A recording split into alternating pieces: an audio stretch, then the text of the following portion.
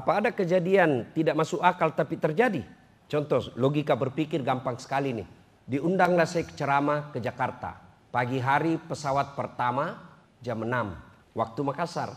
Tiba Jakarta jam 7 pagi. Ceramah jam 10. Selesai jam 12. Pulang saya ke Makassar jam 3. Jam 6 sore ada lagi saya di Makassar. Sampai di rumah saya gantung bajuku. Tanpa sepengetahuan saya ada semut ikut di kantong. Begitu sampai di rumah keluar ini semut. Dia kumpul samanya temannya semut. Dia pidato di depan bangsa semut. Saudara-saudara sekalian bangsa semut, baru saja saya pulang dari Jakarta. Dia bilang semut yang lain, jam berapa kau pergi? Dia bilang tadi pagi. Hah, enggak masuk di akal. Bagaimana caranya? Kau baru keluar saja kau diinjak mobil trek. Dia bilang betul itu yang kau bilang. Ini bukan saya yang jalan. Saya ikut di kantongnya Ustadz Das'ad. Saya tidak pernah keluar. Tapi betul saya dari Jakarta. Masuk akal enggak? Kalau ini semut yang jalan, tidak mungkin. Tapi siapa yang jalan? Das'ad Latif, semut numpang di kantong. Tidak masuk akal, tapi terjadi. Mau lagi contoh, tidak masuk akal tapi terjadi. Hah? Ada profesor dianulir profesornya. Dibatalkan sama menteri waktu itu. Malah jadi kepala BPOM. Itu kan tidak masuk akal, tapi terjadi. Iya toh? Ini pesan pertama banyak hal yang tidak masuk akal tapi terjadi. Mau lagi saya kasih contoh? Mau lagi? Hah? Kapling laut. Itu kan tidak masuk di akal laut di kapling. Tapi ada, kita lihat ada. Iya toh? Itu semua tidak masuk akal tapi terjadi. Mau lagi? Mau lagi saya kasih contoh. Profesor di bidang hukum diangkat menjadi penegak hukum, justru ditangkap gara-gara melanggar hukum. Itu kan tidak masuk di akal, tapi terjadi. Tidak usah kupersoalkan ini soal masuk akal tidak masuk akal. Banyak kejadian tidak masuk di akal tapi terjadi. Dan saya yakin menurut saintis nanti kejadian Isra Mi'raj bisa dibuktikan secara teknologi. Coba barangkali waktu itu kita sudah tidak ada. Bapak Ibu yang masuk hidup lahir tahun 60-an. Itu dulu kalau orang mau menelpon, 2 dipanggil Pak, dikasih begini. Ya Prof ya, baru diputar. Halo, halo, Jakarta, ujung pandang. Halo, itu dulu. Tidak pernah dibayangkan sepupu kita yang ada di Madura bisa transaksi garam dengan sepupunya yang ada di Amerika melalui video call. Hai, ini garamnya. Tidak pernah dibayangkan orang bisa bicara tanpa kabel. Isra Mi'raj ujian keimanan buat kita. Bagi kita orang beriman, tidak ada yang tidak masuk akal. Itu poin pertama. Kedua, kenapa Nabi diisrakan? Dalam Islam ada 2 tahun yang aneh-aneh namanya. Pertama, tahun kelahirannya Nabi. Disebut tahun apa Ibu? Tahun gajah. Yang kedua, tahun Isra Mi'rajnya Nabi. Disebut tahun duka cita. Kenapa disebut tahun duka cita? Karena ada 2 orang dicintai dan mencintai Nabi meninggal pada tahun yang sama. Siapa? Siti Khadijah istri beliau dan Abu Thalib paman beliau. Pelajaran kedua Isra Mi'raj ini. Lalu Nabi berduka karena istrinya meninggal dunia. Istri soleha itu 2 aja karakternya. 1, menyenangkan hati ketika dipandang suaminya. 2, membuat suaminya betah di rumah. Silakan Ibu koreksi. Kalau ada suami tidak betah di rumah, mesti Ibu koreksi diri. Ya, saya tanya teman saya, kenapa kok terlalu sering ngopi dia? Masih pagi-pagi kok sudah ngopi di warkop. Memang kok tidak dibikinkan kopi? Dia bilang dibikin Ustaz, cuma kalau minum kopi di rumah, kopi diminum, ngomelan dirasa. Ya, lain waktu kita bahas ini, lain waktu. Ya, ini khusus kita Isra Mi'raj. Lalu, mulailah pada saat Nabi berduka itu, Allah perintahkan kepada malaikat Jibril. Jibril, kau jemput kekasihku Muhammad, saya mau hibur dia. Kemana? Ke Ancol.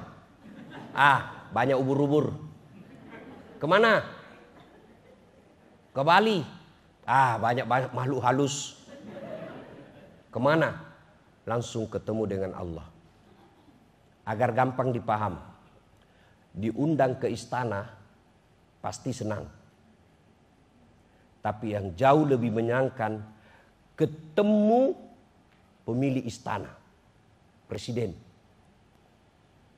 Ini diundang oleh Allah, suatu kemuliaan. Berdialog dengan Allah pasti jauh lebih mulia. Ibu, bayangkan kalau tiba-tiba dapat WhatsApp dari Bapak Prabowo dengan hormat mengundang ibu makan malam.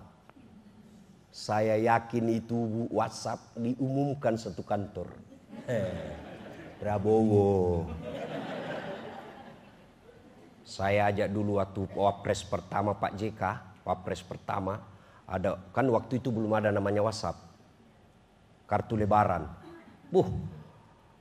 Istana Wakil Presiden Republik Indonesia mengucapkan selamat Hari Raya Idul Fitri, mohon maaf lahir dan batin.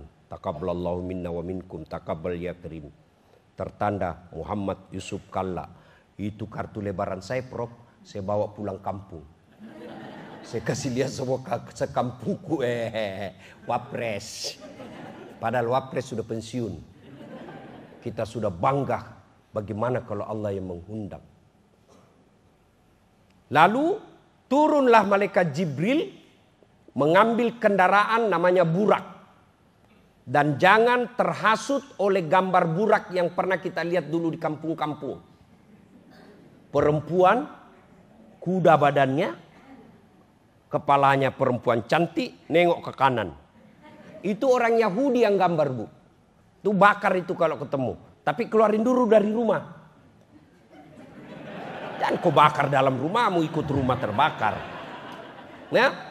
Nah, sudah. Mulailah Nabi diperjalankan. Subhanalladzi asra bi abdihi lailam minal masjidil haram masjidil aqsa. Diperjalankan Nabi dari Masjidil Haram ke Masjidil Aqsa.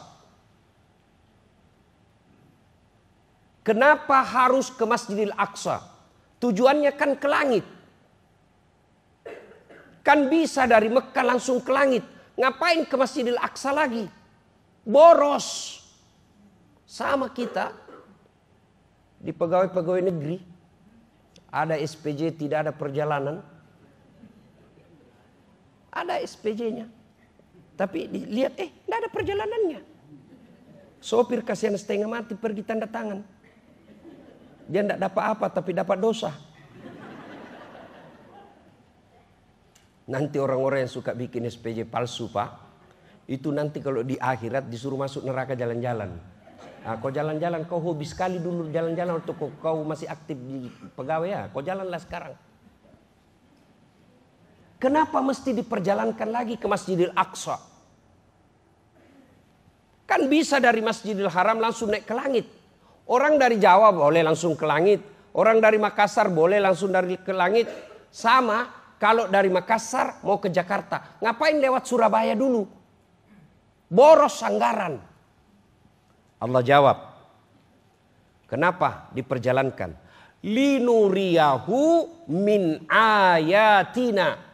Untuk memperlihatkan sebagian dari tanda-tanda kebesaran kami. Tidak semua, sebagian. Bagi dunia akademik, istilah mungkin cocok chapter, bab-bab kehidupan. Banyak kezaliman, banyak dosa, banyak maksiat, banyak sekali maksiat di dunia ini. Tapi tidak semua diambil dalam Isra Mi'raj, diambil sebagai contoh-contoh kehidupan. Sebagian chapter-chapter kehidupan yang Allah perlihatkan. Inilah tema yang betul. Transformasi nilai-nilai Isra Mi'raj untuk membangun BPOM yang profesional, amanah dan mendunia. Judul disertasi S3 ini.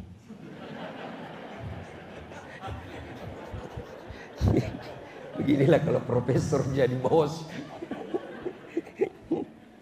Nah, transformasi makna sesungguhnya bagaimana ini chapter-chapter kehidupan dilihat di BPOM. BPOM. Kenapa saya selalu bilang BPOM? Ini juga mulutku ini salah-salah ngucap terus. BPOM. Kenapa? Transformasi yang banyak dilihat di sini. Coba lihat dalam dunia politik kita. Tidak ada lagi rasa malu. Kemarin dia bilang A, hari ini dia bilang C, hari itu lagi dia bilang D. Bagi dulu orang-orang terhormat, sekali kata terucap kita tahankan sampai akhir hayat kita. Sekarang demi kekuasaan jilat kiri kanan, kalau pantatnya sekalipun tidak malu kita jilat. Itu kenapa penjilat merusak.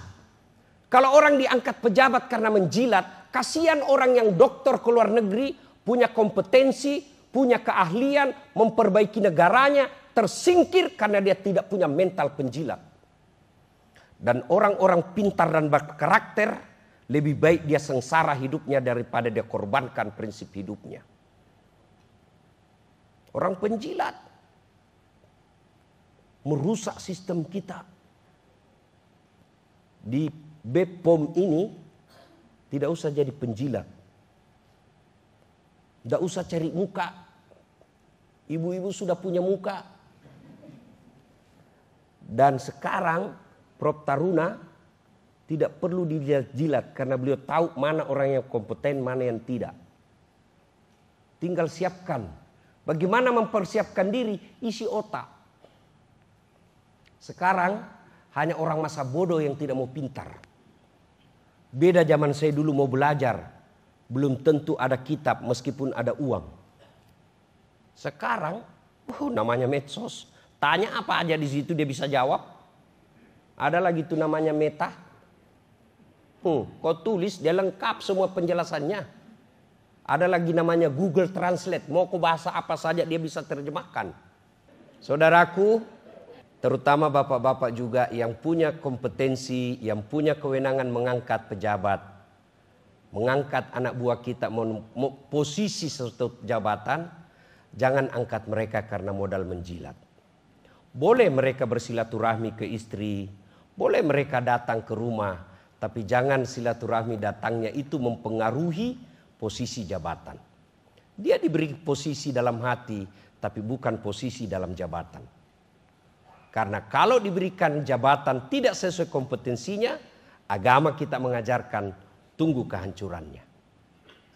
Yang kedua, apalagi yang dilihat oleh Nabi, ada lagi orang yang dilihat diberikan daging yang halal, harum, matang, di samping kanan kirinya daging yang bau, najis, berbau, berulat. Suruh pilih. Kamu mana dia pilih? Dia pilih daging yang bau, bernanah, berulat. Dia tinggalkan daging yang baik. Nabi bertanya, siapa itu Jibril? Jibril menjawab, itulah pasangan yang diberikan pasangan halal, tapi dia pergi berselingkuh. Ini selingkuh sudah menjadi tradisi masyarakat kita. Banyak di kantor berselingkuh. Bermula dari canda. Pura-pura salah kirim. Kirim lope. Apa maksudnya bang? Oh salah kirim dek. Sebenarnya tidak apa-apa mas. Makanya dedek ini yang cewek. Cewek. Cewek, kalau kau di WhatsApp atau di telepon bosmu, jangan suaramu mendayu-dayu. Di mana, Dek? Assalamualaikum. Waalaikumsalam. Bagaimana suaminya orang tidak tergoda kalau begitu? Lagi di mana, Dek? Di rumah aja, Pak. Lagi ngapain? Baring-baring sih. Jangan begitu karena orang pasti tergoda. Itu makanya sebagian ulama mengatakan suara perempuan itu adalah aurat.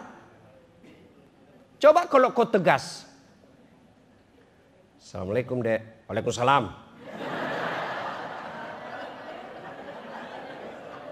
Lagi di mana ini, Dek? Di rumah, Pak. Emang lagi ngapain? Untuk apa sih, Pak? Tanya-tanya, ini kan bukan jam kantor. Oh, 2 kali ndak ditelepon lagi kamu itu. Jangan buka peluang. Apalagi yang kadang-kala membuat perselingkuhan terjadi, curhat di medsos. Tak kusangka kau begitu.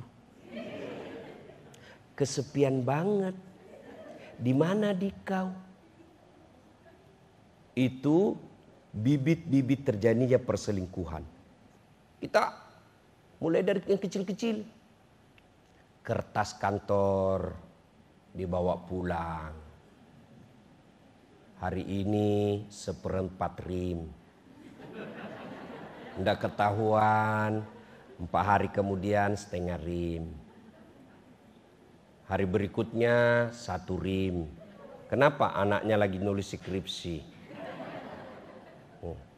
Apalagi ada kantor renov, tegelnya diambil. Jangan ketawa, Pak. Ini serius orang ini. Nggak dipakai, Ustadz. Bukan hakmu. Coba bayangkan Umar bin Khattab, Pak. Umar bin Khattab waktu itu Amiral Mukminin. Beda gelarnya Abu Bakar. Abu Bakar Siddiq gelarannya apa? Khalifah Rasulullah. Umar bin Khattab Amiral Mukminin, pemimpin orang Islam. Presiden kalau sekarang. Dia lagi bekerja. Pakai lampu, pakai minyak. Lalu ada apa itu? Sumbu. Nah. Lagi tiba-tiba ada tamunya. Assalamualaikum warahmatullahi wabarakatuh. Ya Amiral Mukminin. Waalaikumsalam warahmatullahi wabarakatuh. Ta'al, masuk. Apa kabar? Baik, alhamdulillah. Tunggu dulu sebelum kita lanjut cerita. Kamu datang ketemu saya sebagai Umar bin Khattab secara pribadi atau presiden? Sebagai pribadi sih, silaturahmi. Dia bilang, oh, kalau begitu tunggu saya matikan. Gelap. Amiral Mukminin, kenapa kau matikan? Dia bilang, itu tadi saya lagi tugas menghitung uang negara yang masuk dan keluar. Ini lampu minyaknya dari negara, ya wajar saya pakai. Sekarang kita urusan pribadi, tidak boleh pakai ini barang negara. Coba kalau negara kita begini semua pejabatnya, Pak. Tidak ada orang berjemur dan bagi-bagi sembako di pinggir jalan. Cuma sekarang, Pak, mobil dinas dipakai pergi dugem. Pakai undang bawa acara kawinan. Takut ketahuan, dia ganti lagi platnya, Pak. Coba kalau semua orang-orang begini menerapkan ini loh syariat Islam. Kok kita orang Islam takut? Karena kita tidak tahu. Syariat Islam itu seperti itu. Tidak boleh kau pakai itu barang negara kalau urusan pribadi. Ini bukan cuma dia, anak dan turunannya, mantunya pun pakai fasilitas negara. Ini disebut nilai-nilai Isra Mi'raj, transformasinya bawa ke sini. Jangan ambil barang negara.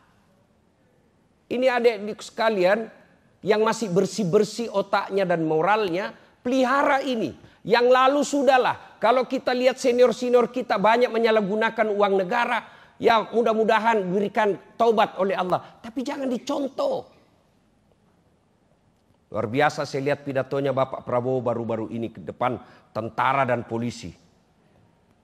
Saudara-saudara sekalian, dari ujung kepala sampai ujung kaki, Anda memakai seragam itu adalah uang dari rakyat. maka kalian harus punya tanggung jawab melindungi rakyat Indonesia. Wah, ini saya bilang jago memang ini Bapak Presiden kita kali ini. Mudah-mudahan bisa diikuti anak buah.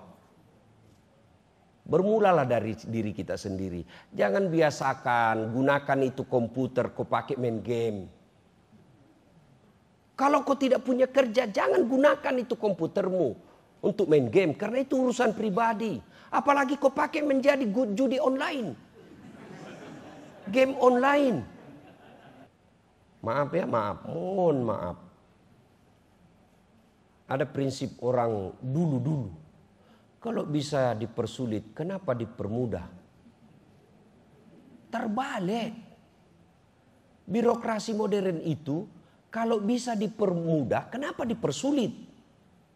Kenapa ada orang mempersulit izinnya orang? Karena dia pikir kerjaan itu uang. Coba kalau kalian kerjaan itu ibadah. Coba kalau kalian membantu orang itu ibadah. 30 tahun kau mengabdi POM ini, 30 tahun kau dapat gaji, 30 tahun kau dapat penghargaan, dan dapat kau pensiun, di akhirat juga 30 tahun itu jadi amal. Cuma karena kita bekerja ngejar gaji, di akhirat nanti tidak dapat apa-apa. Ya Allah, mana pahalaku memberi izin 30 tahun. Kata Allah, kau dulu kan mau dapat honor. Kau sudah dapat dari orang yang kau kasih izin toh. Sekarang tidak ada lagi kau pahala kau dapat. Itulah makna dari setiap kita sholat ada ikrar. Inna sholati wa nusuki wa mahyaya wa mamati lillahi rabbil alamin.